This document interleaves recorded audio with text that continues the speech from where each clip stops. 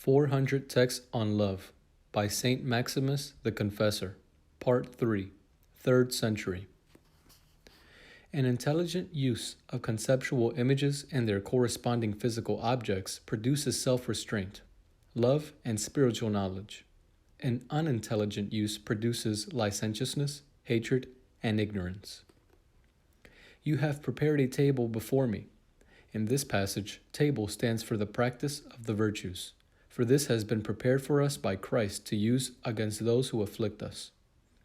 The oil anointing the intellect is the contemplation of created things. The cup of God is the knowledge of God. His mercy is his divine Logos. For through his incarnation, the Logos pursues us all the days until he overtakes all those who are to be saved, as he did in the case of Paul. The house is the kingdom in which all the saints will dwell. Length of days means eternal life. When we misuse the soul's powers, their evil aspects dominate us. For instance, misuse of our power of intelligence results in ignorance and stupidity. Misuse of our insensitive power and of our desire produces hatred and licentiousness. The proper use of these powers produces spiritual knowledge, moral judgment, love, and self-restraint. This being so, nothing created and given existence by God is evil. It is not food that is evil, but gluttony, not the begetting of children, but unchastity, not material things, but avarice, not esteem, but self-esteem. This being so, it is only the misuse of things that is evil, and such misuse occurs when the intellect fails to cultivate its natural powers. Among the demons, says the blessed Dionysius, evil takes the form of mindless anger, desire uncontrolled by the intellect, and impetuous imagination. But mindlessness, lack of intellectual control, and impetuosity in intelligent beings are privations of intelligence, intellect, and circumspection. But a privation is posterior to the possession of something. There was a time, then, when the demons possessed intelligence, intellect, and devout circumspection. This being the case, not even the demons are evil by nature, but they have become evil through the misuse of their natural powers. Some of the passions produce licentiousness, some hatred, while others produce both dissipation and hatred. Overeating and gluttony cause licentiousness. Avarice and self-esteem cause one to hate one's neighbor. Self-love, the mother of vices, is the cause of all these things. Self-love is impassioned, mindless love for one's body. Its opposite is love and self-control. A man dominated by self-love is dominated by all the passions. No man has ever hated his own flesh, says the apostle, but he disciplines it and makes it his servant, allowing it nothing but food and clothing, and then only what is necessary for life. In this way, a man loves his flesh dispassionately and nourishes it and cares for it as a servant of divine things, supplying it only with what meets its basic needs. If a man loves someone, he naturally makes every effort to be of service to that person. If, then, a man loves God, he naturally strives to conform to his will. But if he loves the flesh, he panders to the flesh. Love, self-restraint, contemplation, and prayer accord with God's will, while gluttony, licentiousness, and things that increase them pander to the flesh. That is why they are in the flesh cannot conform to God's will. But they that are in Christ have crucified the flesh together with the passions and desires. If the intellect inclines to God, it treats the body as its servant and provides it with no more than it needs to sustain life. But if it inclines to the flesh, it becomes the servant of the passions and is always thinking about how to fulfill its desires. If you wish to master your thoughts, concentrate on the passions and you will easily drive the thoughts arising from them out of your intellect. With regard to unchastity, for instance, fast and keep vigils, labor and avoid meeting people. With regard to anger and resentment, be indifferent to fame, dishonor, and material things. With regard to rancor, pray for him who has offended you, and you will be delivered. Do not compare yourself with weaker men, but rather apply yourself to fulfilling the commandment of love. For by comparing yourself with the weak, you will fall into the pit of conceit, but by applying yourself to the commandment of love, you will reach the height of humility. If you totally fulfill the command to love your neighbor, you will feel no bitterness or resentment against him, whatever he does. If this is not the case, then the reason why you fight against your brother is clearly because you seek after transitory things and prefer them to the commandment of love. It is not so much because of need that gold has become an object of desire among men, as because of the power it gives most people to indulge in sensual pleasure.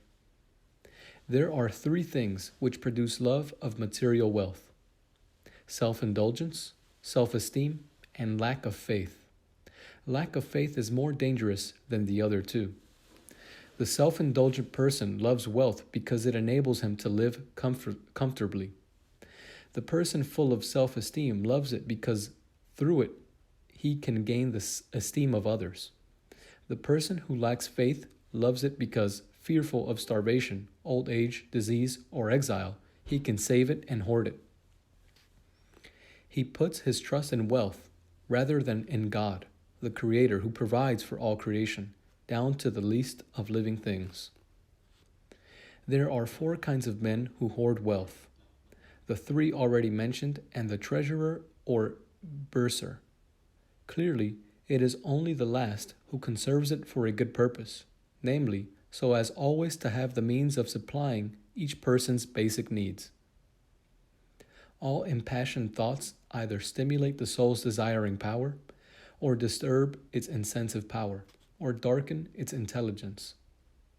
It is in this way that the intellect's capacity for spiritual contemplation and for the ecstasy of prayer is dulled. And for this reason a monk, especially the hesychast, must pay close attention to such thoughts, searching out and eliminating their causes. For example, the soul's power of desire is stimulated by impassioned thoughts of women. Such thoughts are caused by intemperance in eating and drinking, and by frequent and senseless talk with women in question. And they are cut off by hunger, thirsts, vigils, and withdrawal from human society. Again, the incentive power is disturbed by impassioned thoughts about those who have offended us. This is caused by self-indulgence, self-esteem, and love of material things. For it is on account of such vices that the passion-dominated man feels resentment, being frustrated or otherwise failing to attain what he wants. These thoughts are cut off when the vices provoking them are rejected and nullified through the love of God. God knows himself, and he knows the things he has created. The angelic powers, too, know God and know the things he has created. But they do not know God and the things he has created in the same way that God knows himself and the things he has created. God knows himself through knowing his blessed essence, and the things created by him he knows through knowing his wisdom, by means of which and in which he made all things. But the angelic powers know God by participation, though God himself transcends such participation. And the things he has created they know by apprehending that which may be spiritually contemplated in them. Although the intellect apprehends its vision of created things within itself, they are actually outside of it. This is not the case with respect to God's knowledge of created things, for he is eternal, infinite, and undetermined, and has bestowed on everything that exists its being, well-being, and eternal being. Natures endowed with intelligence and intellect participate in God through their very being. Through their capacity for well-being, that is for goodness and wisdom, and through the grace that gives them eternal being. This, then, is how they know God. They know God's creation, as we have said, by apprehending the harmonious wisdom to be contemplated in it. This wisdom is apprehended by the intellect in a non-material way, and has no independent existence of its own. When God brought into being natures endowed with intelligence and intellect, he communicated to them, in his supreme goodness, 4 of the divine attributes by which he sustains, protects, and preserves created things. These attributes are being, eternal being, goodness, and wisdom. Of the 4 he granted the first 2, being and eternal being, to their essence, and the second 2, goodness and wisdom, to their volitive faculty, so that he is in his essence, the creature may become by participation. This is why man is said to have been created in the image and likeness of God. He is made in the image of God, since his being is in the image of God's being, and his eternal being is in the image of God's eternal being, in the sense that, though not without origin, it is nevertheless without end. He is also made in the likeness of God, since he is good in the likeness of God's goodness, and wise in the likeness of God's wisdom, God being good and wise by nature, and man by grace. Every intelligent nature is in the image of God, but only the good and the wise attain his likeness. All beings endowed with intelligence and intellect are either angelic or human. All angelic beings may be subdivided further into 2 general moral categories or classes, the holy and the accursed, that is, the holy powers and the impure demons. All human beings may also be divided into 2 moral categories only, the godly and the ungodly. Since God is absolute existence, absolute goodness, and absolute wisdom, or rather, to put it more exactly, since God is beyond all such things, there is nothing whatsoever that is opposite to him.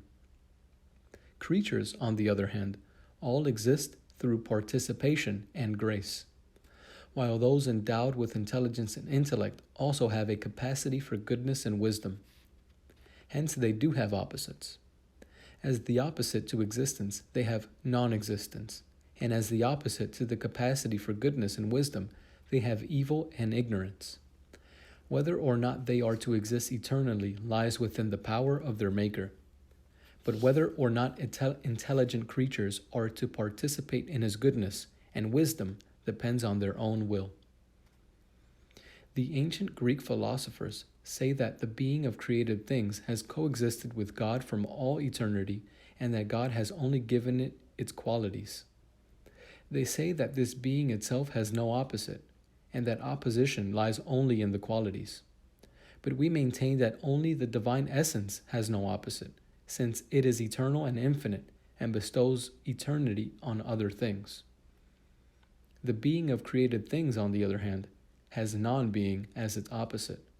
Whether or not it exists eternally depends on the power of him who alone exists in a substantive sense.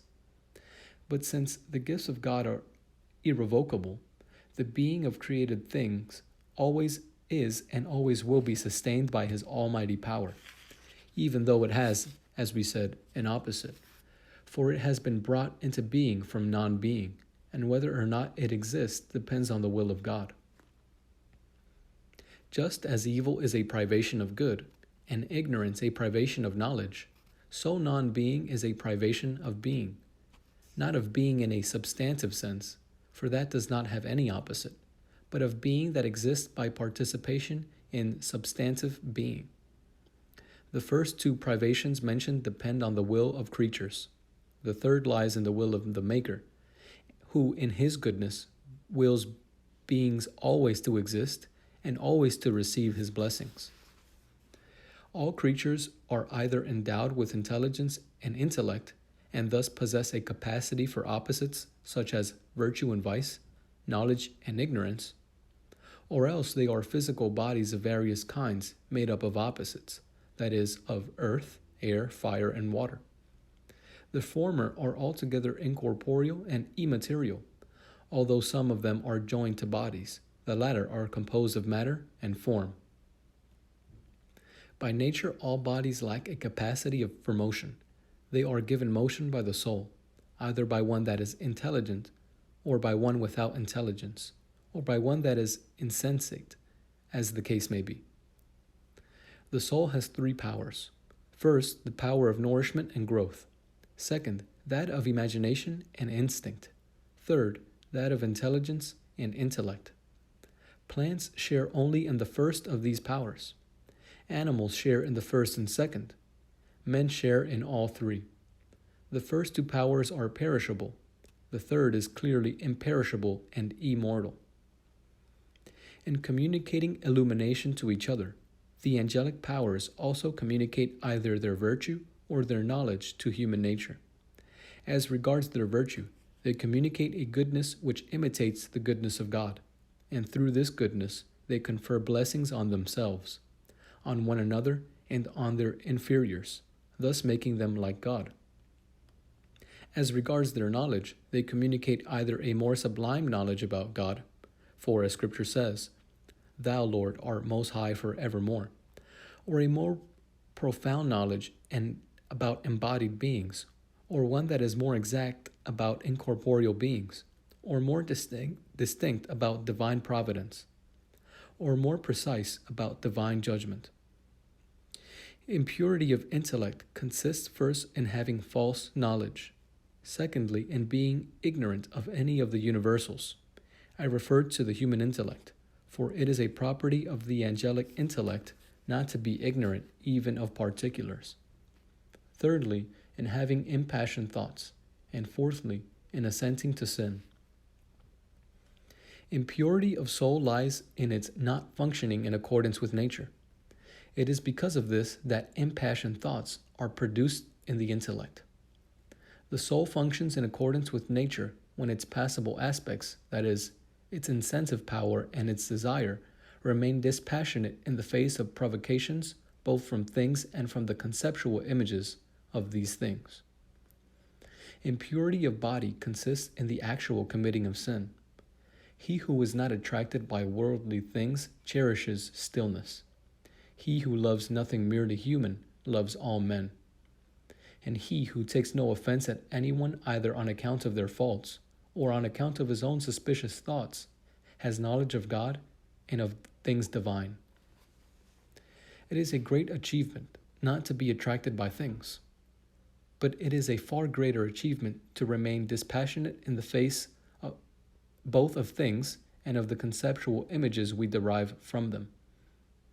Love and self-control keep the intellect dispassionate in the face both of things and of the conceptual images we form of them.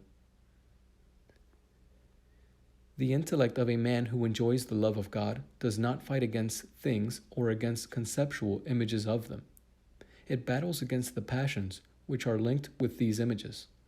It does not, for example, fight against a woman, or against a man who has offended it, or even against the images it forms of them, but it fights against the passions which are linked with these images. The whole purpose of the monk's warfare against the demons is to separate the passions from conceptual images. Otherwise, he will not be able to look on things dispassionately. A thing, a conceptual image, and a passion are all quite different one from the other. For example, a man, a woman, gold, and so forth are things. A conceptual image is a passion-free thought of one of these things. A passion is mindless affection or indiscriminate hatred for one of these same things. The monk's battle is therefore against passion. An impassioned conceptual image is a thought compounded of passion and a conceptual image. If we separate the passion from the conceptual image, what remains is the passion-free thought. We can make the separation by means of spiritual love and self-control, if only we have the will. The virtues separate the intellect from the passions. Spiritual contemplation separates it from the passion-free conceptual images of things. Pure prayer brings it into the presence of God Himself. The virtues exist for the sake of the knowledge of creatures, knowledge for the sake of the knower for the sake of him who is known through unknowing and who knows beyond all knowledge. God, full beyond all fullness, brought creatures into being not because He had need of anything, but so that they might participate in Him in proportion to their capacity, and that He Himself might rejoice in their works. through seeing them joyful and ever filled to overflowing with his inexhaustible gifts. There are many people in the world who are poor in spirit, but not in the way that they should be. There are many who mourn, but for some financial loss or the death of their children. Many are gentle, but towards unclean passions. Many hunger and thirst, but only to seize what does not belong to them and to profit from injustice. Many are merciful, but towards their bodies and the things that serve the body. Many are pure in heart, but for the sake of self-esteem. Many are peacemakers, but by making the soul submit to the flesh. Many are persecuted, but as wrongdoers. Many are reviled, but for shameful sins. Only those are blessed who do or suffer these things for the sake of Christ and after his example. Why? Because theirs is the kingdom of heaven, and they shall see God. It is not because they do or suffer these things that they are blessed, for those of whom we have spoken above do the same. It is because they do them and suffer them for the sake of Christ and after his example. As has been said many times, in everything we do, God examines our motive, to see whether we are doing it for his sake or for some other purpose. Thus, when we desire to do something good, we should not do it for the sake of popularity. We should have God as our goal, so that with our gaze always fixed on him, we may do everything for his sake. Otherwise, we shall undergo all the trouble of performing the act and yet lose the reward. In time of prayer, clear your intellect of both the passion-free conceptual images of human things and the contemplation of creatures. Otherwise, in imagining lesser things, you may fall away from him who is incomparably greater than all created beings. Through genuine love for God, we can drive out the passions. Love for God is this: to choose him rather than the world, and the soul rather than the flesh, by despising the things of this world, and by devoting ourselves constantly to him through self-control, love, prayer, psalmody, and so on. If we persistently devote ourselves to God and keep a careful watch on the soul's passible aspect, we are no longer driven headlong by the provocations of our thoughts. On the contrary, as we acquire a more exact understanding of their causes and cut them off, we become more discerning. In this way, the following words come to apply to us. My eye also sees my enemies, and my ear shall hear the wicked that rise up against me. When you see that your intellect reflects upon its conceptual images of the world with reverence and justice, you may be sure that your body, too, continues to be pure and sinless.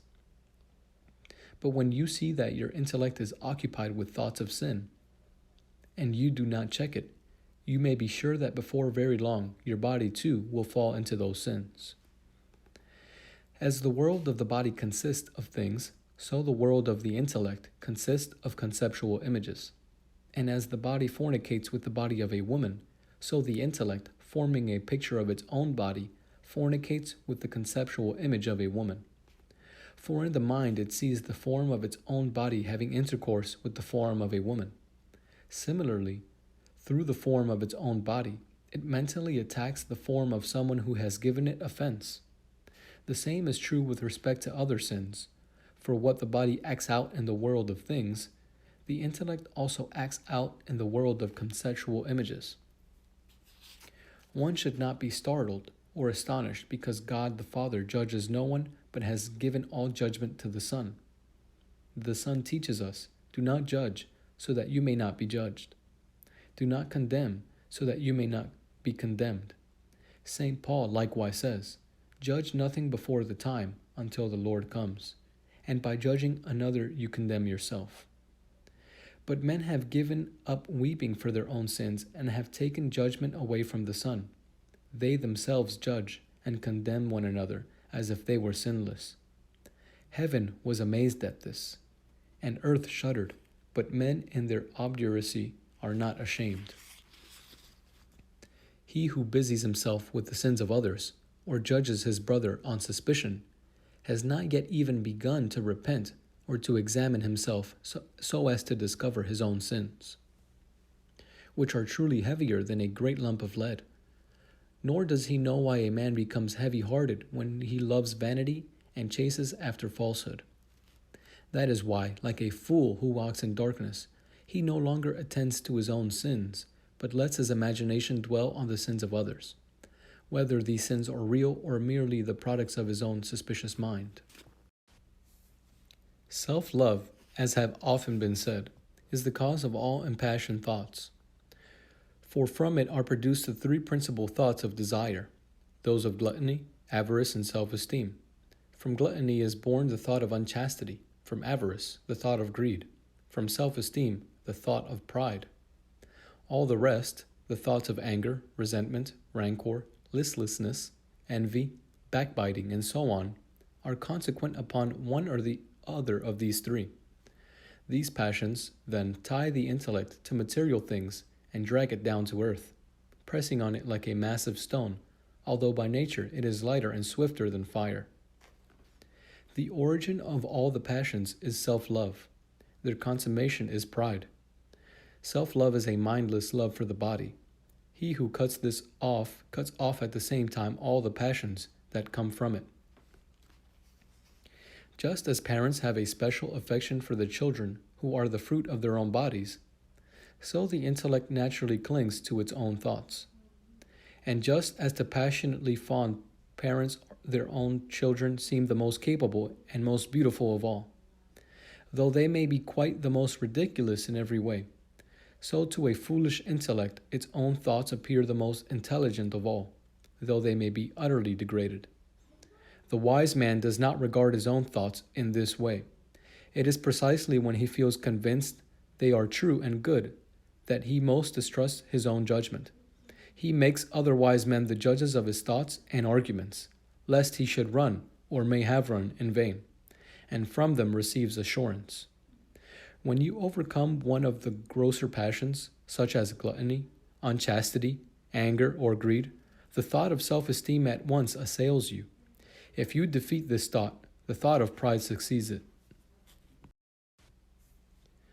All the gross passions that dominate the soul drive from it the thought of self-esteem. But when all these passions have been defeated, they leave self-esteem free to take control. Self-esteem, whether it is eradicated or whether it remains, begets pride. When it is eradicated, it generates self-conceit. When it remains, it produces boastfulness. Self-esteem is eradicated by the hidden practice of the virtues. Pride, by ascribing our achievements to God. He who has been granted knowledge of God and fully enjoys the pleasure that comes from it, despises all the pleasures produced by the soul's desiring power.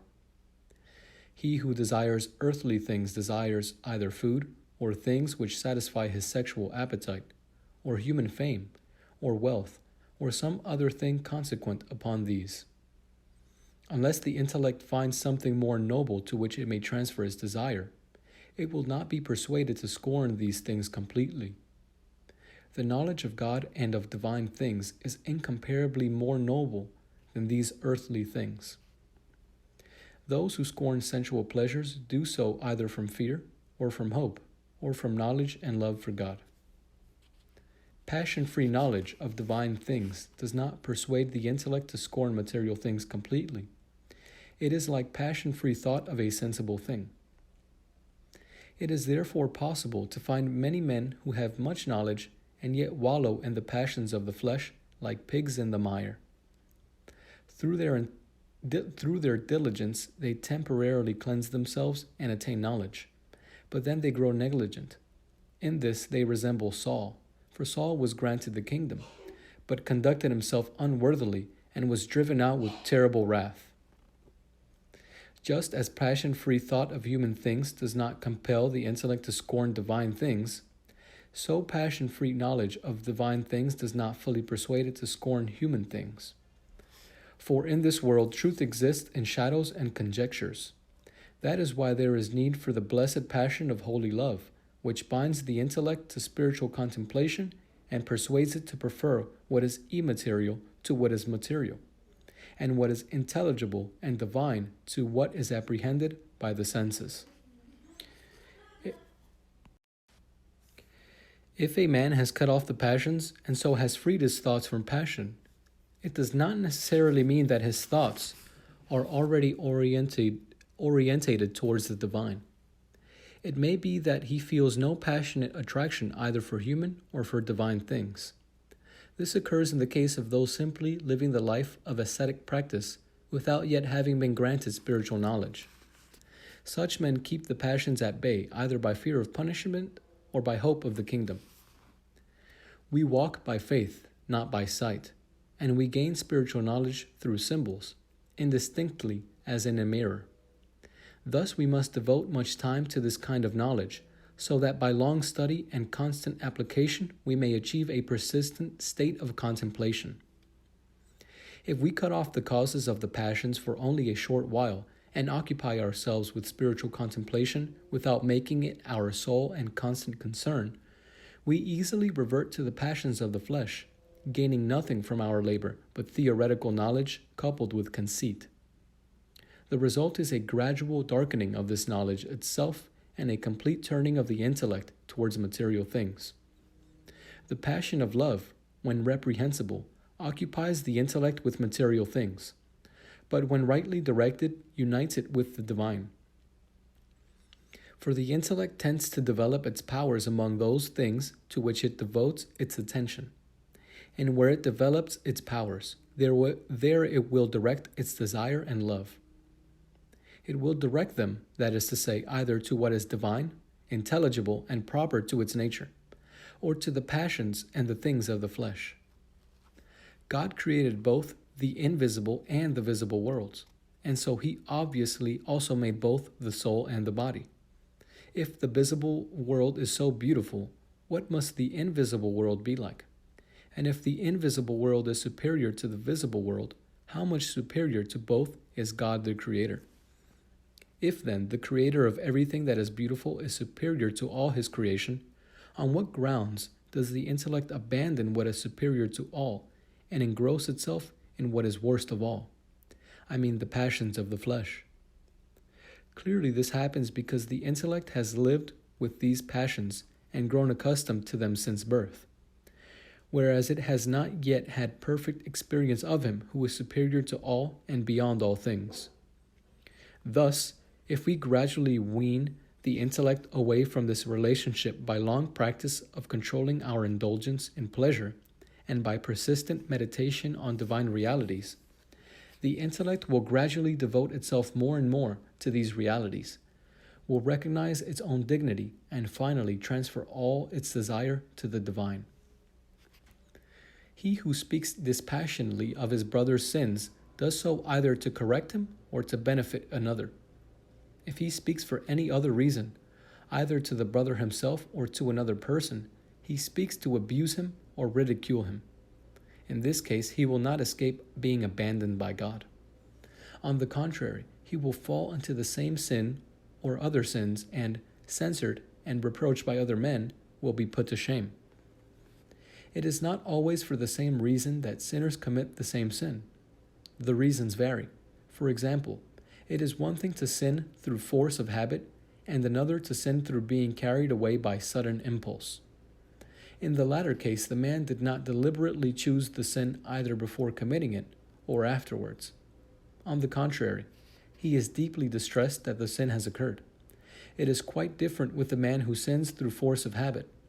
Prior to the act itself, he was already sinning in thought, and after it, he is still in the same state of mind. He who cultivates the virtues for the sake of self-esteem also seeks after spiritual knowledge for the same reason. Such a man plainly does not do anything or discuss anything for the edification of others. On the contrary, he always seeks the praise of those who see him or hear him. His passion is brought to light when some of these people censor his actions or words. This distresses him greatly, not because he has failed to edify them, for that was not his aim, but because he has been humiliated. The presence of the passion of avarice reveals itself when a person enjoys receiving but resents having to give.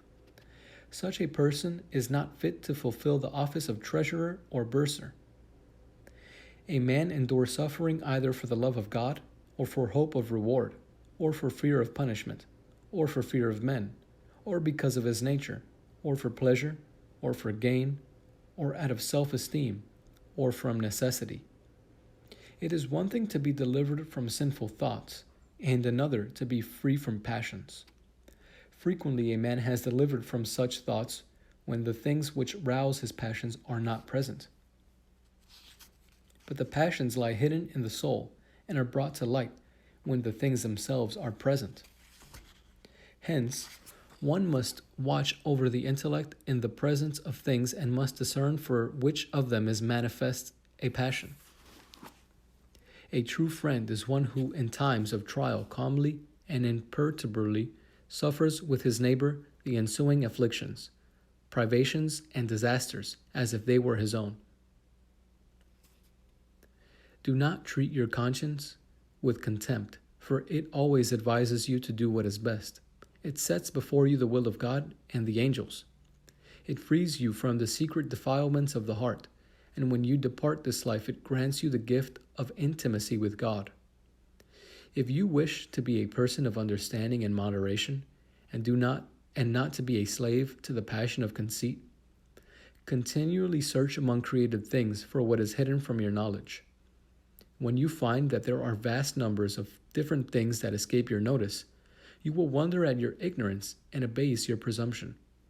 And when you have to come to know yourself, you will understand many great and wonderful things. For to think that one knows prevents one from advancing in knowledge. The person who truly wishes to be healed is he who does not refuse treatment. This treatment consists of the pain and distress brought on by various misfortunes. He who refuses them does not realize what they accomplish in this world or what he will gain from them when he departs this life. Self-esteem and avarice produce each other. Those who are full of self-esteem acquire riches, and those who are rich become full of self-esteem. That is what happens to people living in the world.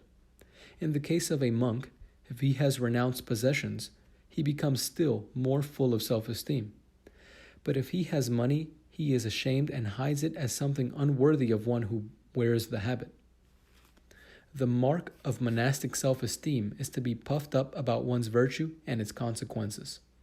The mark of monastic pride is to be conceited about one's own achievements, to ascribe these achievements to oneself and not to God, and to hold others in contempt. The mark of worldly self-esteem and pride is to be puffed up and conceited about one's beauty, wealth, power, and moral judgment. The achievements of the worldly man constitute the failings of the monk, and the achievements of the monk constitute the failings of the worldly man. For example, the achievements of the worldly man are wealth, fame, power, luxury, comfort, children, and what is consequent upon all these things. But the monk is destroyed if he obtains any of them. His achievements are the total shedding of possessions, the rejection of self-esteem and power, self-control, hardship, and all that is consequent upon them. If a lover of the world obtains these against his will, he considers it a great calamity, and is often in danger even of killing himself. Some people have actually done this. Food was created for nourishment and healing.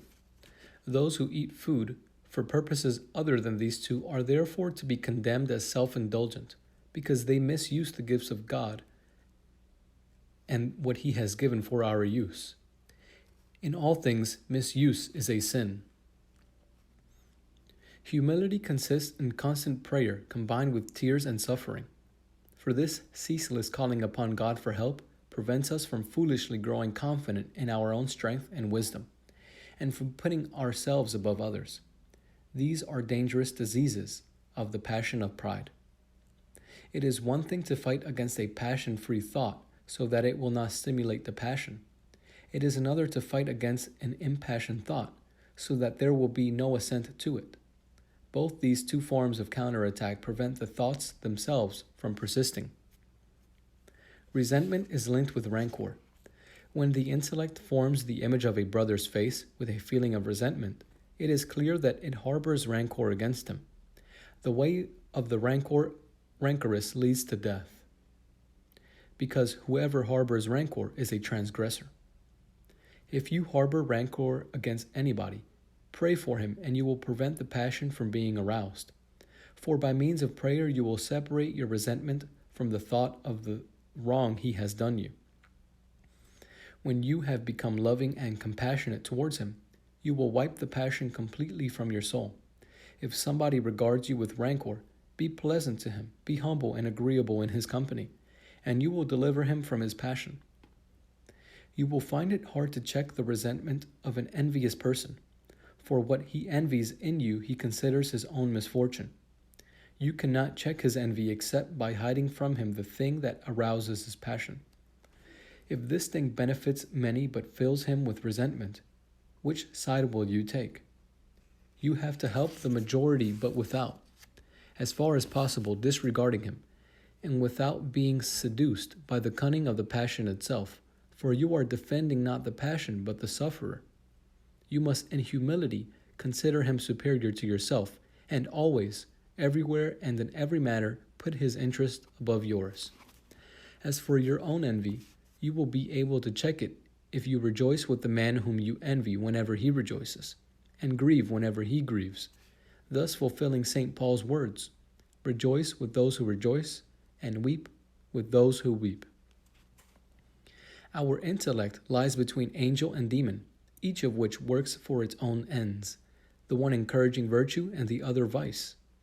The intellect has both the authority and the power to follow or resist whichever it wishes to. The angelic powers urge us towards what is holy.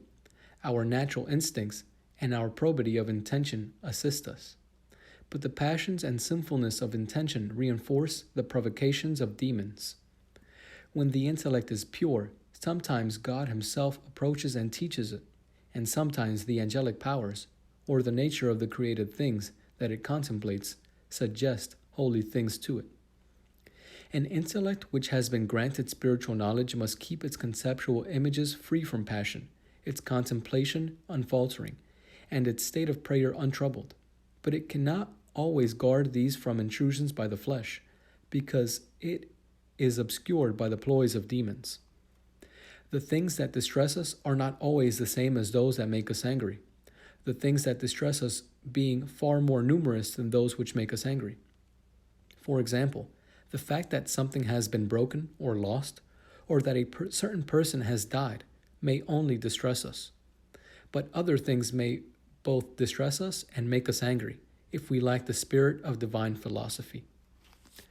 When the intellect gives attention to conceptual images of physical objects, it is assimilated to the configuration of each image. If it contemplates these objects spiritually, it is transformed in various ways according to which of them it contemplates. But once it is established in God, it loses form and configuration altogether. For by contemplating him who is simple, it becomes simple itself and wholly filled with spiritual radiance. A soul is perfect if its passible aspect is totally orientated towards God. A perfect intellect is one which by true faith and in a manner beyond all unknowing supremely knows the supremely unknowable, and which, in surveying the entirety of God's creation, has received from God an all-embracing knowledge of the providence and judgment which governs it, insofar, of course, as all this is possible to man. Time has three divisions. Faith is coextensive with all three, hope with one, and love with the remaining two.